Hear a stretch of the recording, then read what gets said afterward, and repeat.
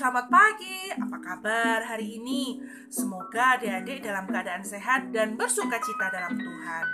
Hari ini kita memasuki minggu biasa ke-24 atau minggu kedua dalam bulan Kitab Suci Nasional. Hari ini kita akan ditemani oleh suster, brother, dan kakak-kakak pembina.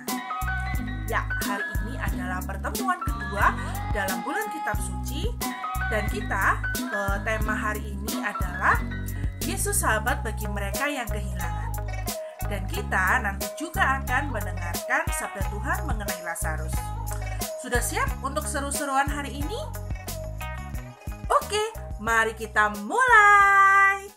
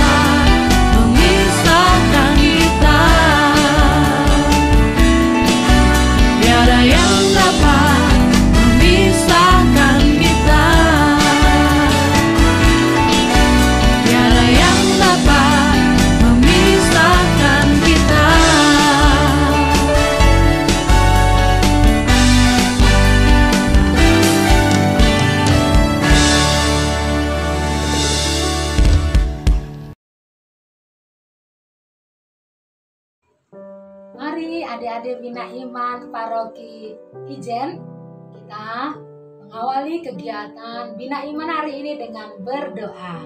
Yuk ambil sikap doa. Dalam nama Bapa dan Putra dan Roh Kudus. Amin. Allah Bapa sumber penghiburan, Engkau mengutus putramu ke dunia untuk menemani kami dalam langkah hidup kami. Ia menjadi sahabat bagi kami dikala kami kehilangan. Kami mohon, bimbinglah kami dengan Roh Kudus-Mu dalam pertemuan kegiatan bina iman kami hari ini, agar kami dapat memahami sabda-Mu, sehingga kami mampu meneladani sikap dan tindakan Yesus, sahabat kami, yang bersimpati dengan sahabat-sahabat yang kehilangan. Sebab Engkaulah Tuhan yang berkuasa kini dan sepanjang masa. Amin. Santa Perawan Maria dari Gunung Karmel, doakanlah kami. Amin. Dalam nama Bapa dan Putra dan Roh Kudus. Amin.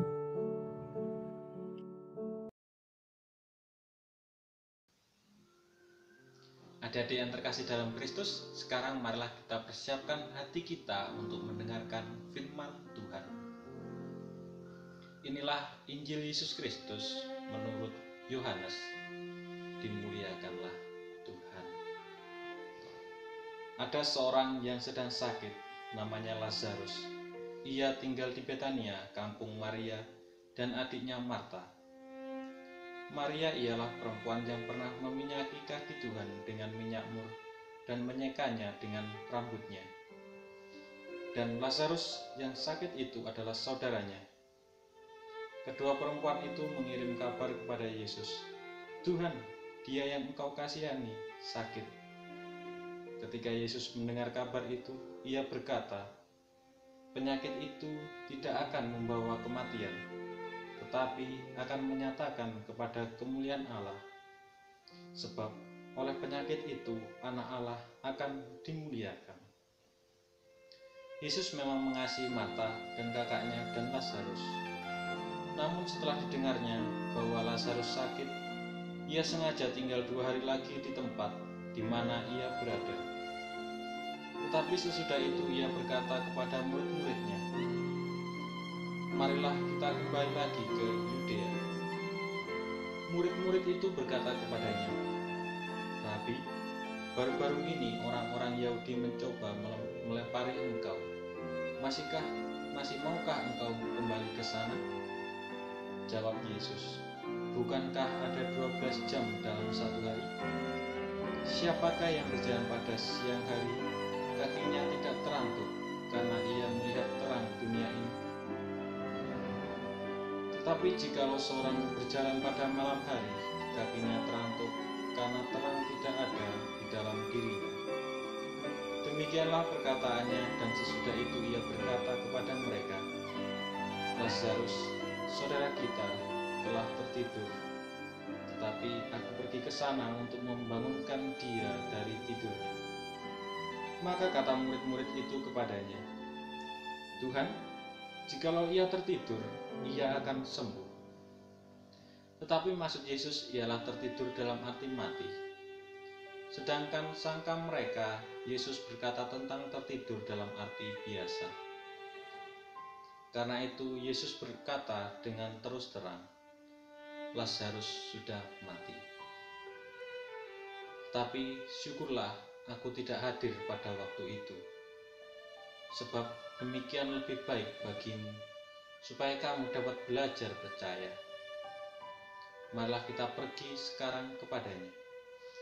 Lalu Thomas yang disebut Didimus berkata kepada teman-temannya, yaitu murid-murid yang lain, "Marilah kita pergi juga untuk mati bersama-sama dengan dia." Maka ketika Yesus tiba, didapatinya Lazarus telah 4 hari berbaring di dalam kubur. Betania terletak dekat Yerusalem, kira-kira 2 mil jauhnya. Di situ banyak orang Yahudi telah datang kepada Marta dan Maria untuk menghibur mereka berhubung dengan kematian saudaranya. Ketika Marta mendengar bahwa Yesus datang, ia pergi mendapatkannya. Tetapi Maria tinggal di rumah. Maka kata Marta kepada Yesus, "Tuhan, sekiranya engkau ada di sini, saudaraku pasti tidak akan mati.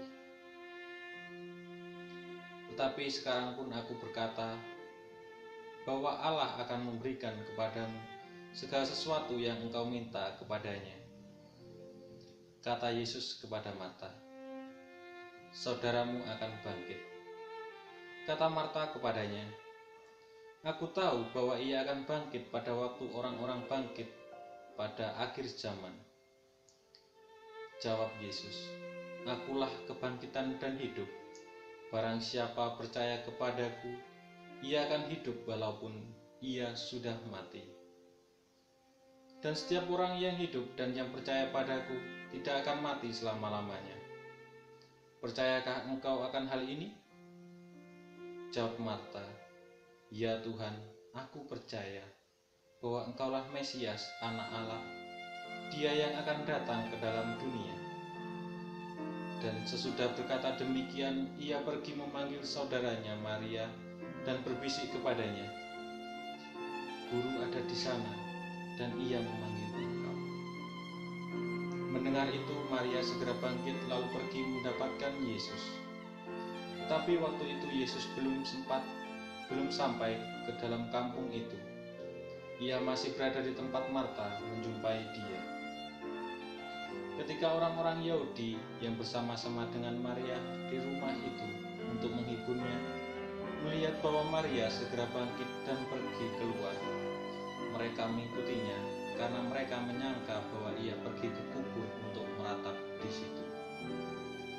Setibanya Maria di tempat Yesus berada dan melihat Dia, tersungkurlah ia di depan kakinya dan berkata kepadanya, Tuhan, sekiranya engkau ada di sini, saudaraku pasti tidak akan mati. Ketika Yesus melihat Maria menangis dan juga orang-orang Yahudi yang datang bersama-sama Dia, maka masgulah hatinya. Ia sangat terharu dan berkata, di manakah Dia kamu baringkan? Jawab mereka, Tuhan, marilah dan lihatlah. Maka menangislah Yesus. Ketika kata orang-orang Yahudi, lihatlah betapa kasihnya kepadanya. Tetapi beberapa orang di antaranya berkata, ia yang akan meletakkan mata orang buta, tidak sanggupkah ia bertindak sehingga orang-orang ini tidak mati? Maka masgulah pula hati Yesus. Lalu ia pergi ke kubur itu.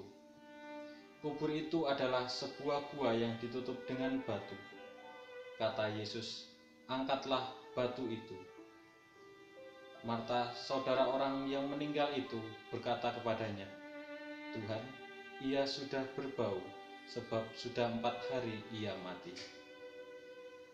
Jawab Yesus, bukankah sudah kukatakan kepadamu, jikalau engkau percaya, engkau akan melihat kemuliaan Allah?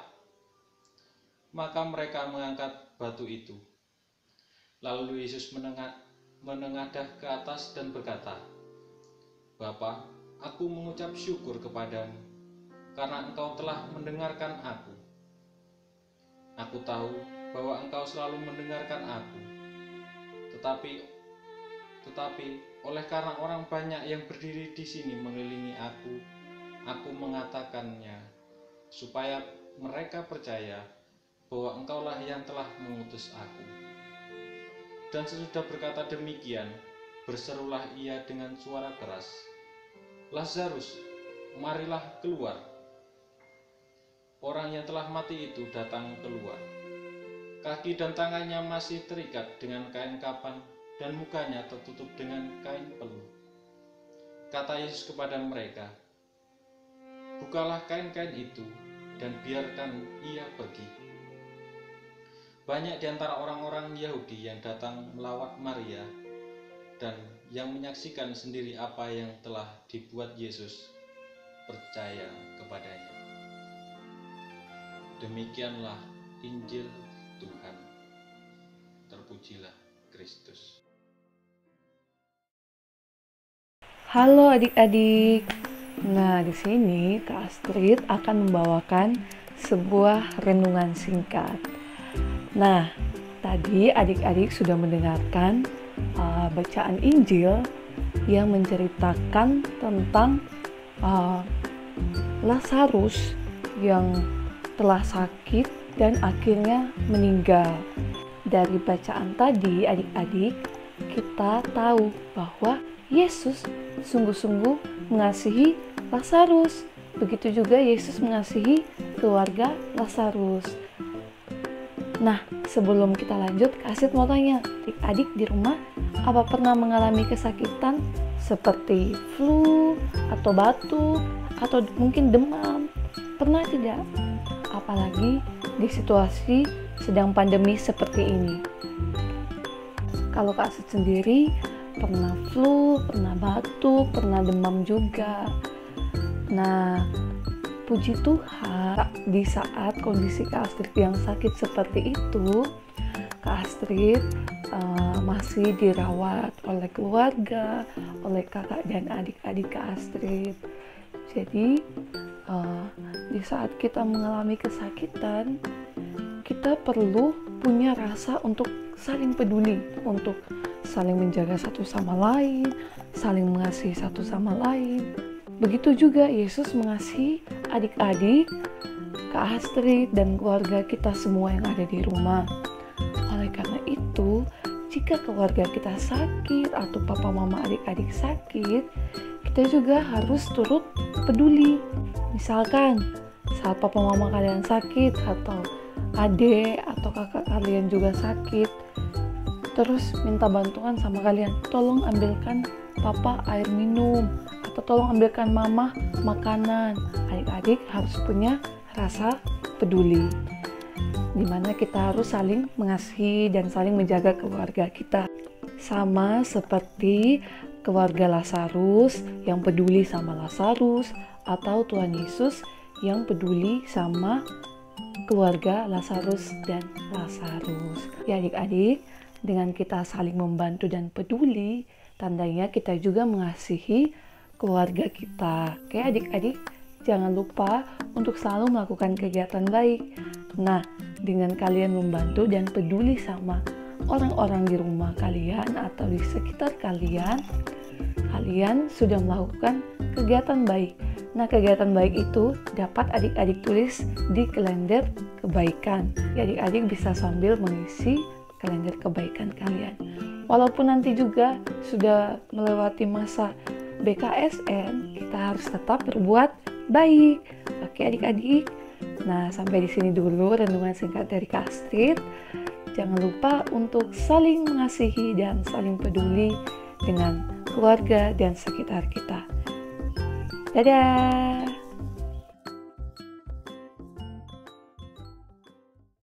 Selamat pagi adik-adik semua. Jumpa lagi dengan Kak Ajeng. Hari ini kita akan berkreativitas bersama. Kita akan membuat sebuah hiasan meja belajar seperti ini. Semuanya sudah siap? Oke, bahan-bahan yang kita butuhkan yaitu kertas yang sudah di-print, gunting, lem, dan pensil warna. Pertama-tama kita akan mewarnai gambar Tuhan Yesus dulu ya.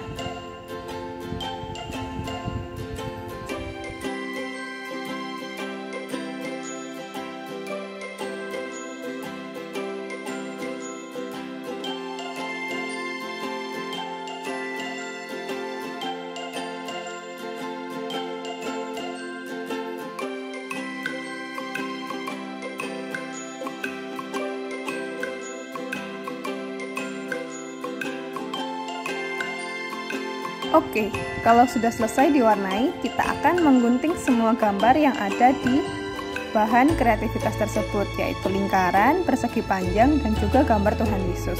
Kita gunting sesuai dengan garis yang sudah ada di situ ya.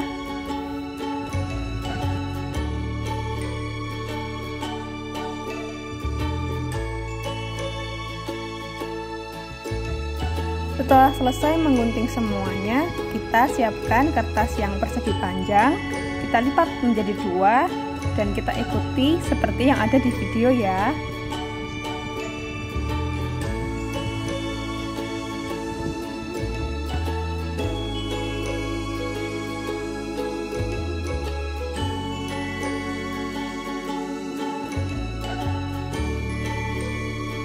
Setelah itu kita beri lem di kaki kertas persegi panjang tadi yang sudah dilipat, dua-duanya. Dan setelah itu kita tempelkan di kertas yang lingkaran. Kalau sudah menempel seperti ini, kita siapkan kertas yang ada gambarnya Tuhan Yesus, dan nantinya kita akan tempel di kertas yang tadi kita lipat. Kita kasih lem dulu ya seperti ini, terus kita tempelkan gambar Tuhan Yesus di situ. Nah, jadinya akan seperti ini. Sudah jadi deh. Gampang kan?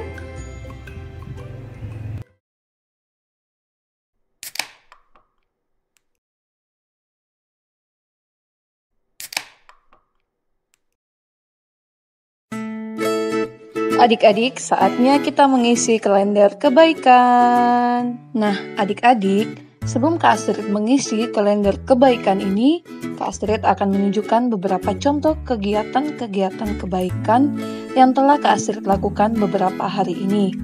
Mari kita lihat bersama.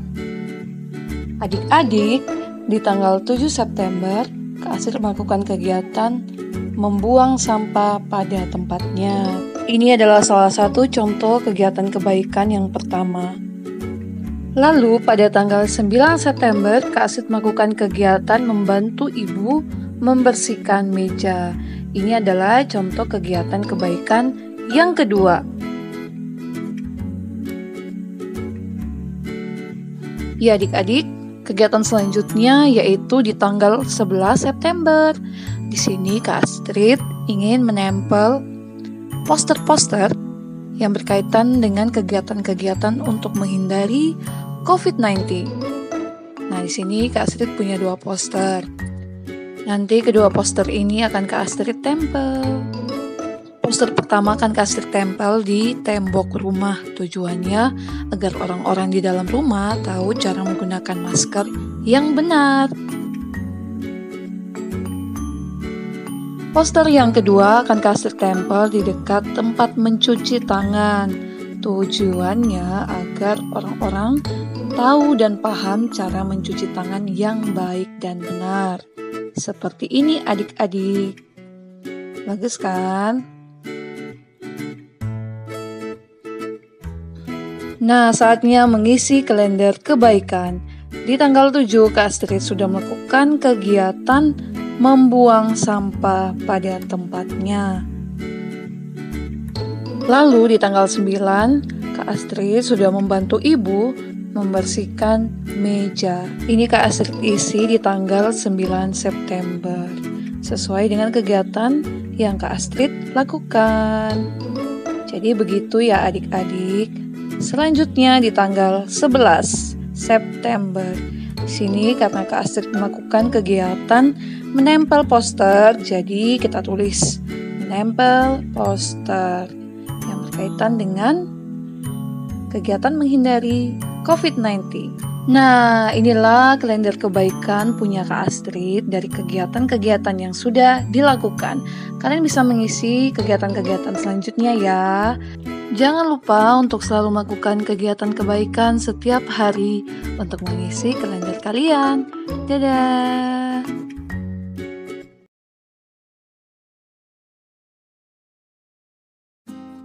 Halo adik-adik Bina Iman, selamat berjumpa kembali dengan Suster pada minggu kedua bulan Kitab Suci Nasional. Gimana nih perasaannya ketika mengikuti Bina Iman? Pasti gembira, boleh bernyanyi bersama, mendengarkan firman bersama dengan frater, suster, dan kakak-kakak pembina. Jangan lupa ya pesan Yesus hari ini, kita harus mampu menjadi sahabat bagi mereka yang kehilangan. Dan juga secara khusus, kita harus mampu menjadi sahabat bagi Yesus.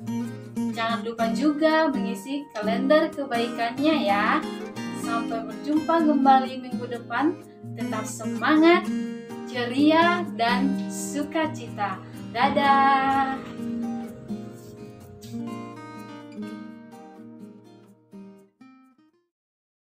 Marilah kita berdoa dalam nama Bapa dan Putera dan Roh Kudus. Amin. Ya Bapa, kami bersyukur kepadamu karena firman-Mu yang telah Kau sampaikan kepada kami, dan karena Roh Kudus yang Kau curahkan atas diri kami. Bantulah kami supaya firman yang Kau taburkan dalam diri kami senantiasa membimbing kami untuk hidup sebagai anak-anak-Mu.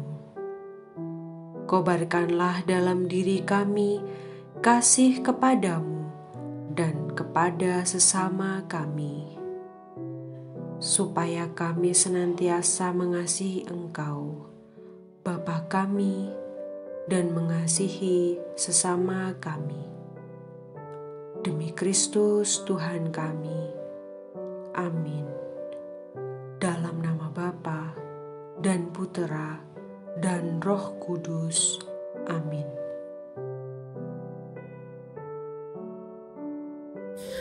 Anak-anak yang terkasih, bersama para pembina, kita semua telah bernyanyi, memuji Tuhan, mendengarkan sabda Tuhan, berdoa bersama. Sekarang mari kita mengakhiri bina iman kita dengan memohon berkat Tuhan. Tuhan bersamamu dan bersama rohmu. Semoga anak-anak sekalian senantiasa diberkati oleh Allah yang Maha Kuasa, Bapa dan Putra dan Roh Kudus. Amin. Dengan demikian, bina iman kita telah selesai. Mari kita bersama-sama melanjutkan kegiatan kita hari ini, minggu ini dengan gembira. Dan jangan lupa selalu pakai masker, rajin cuci tangan. Sampai jumpa minggu depan.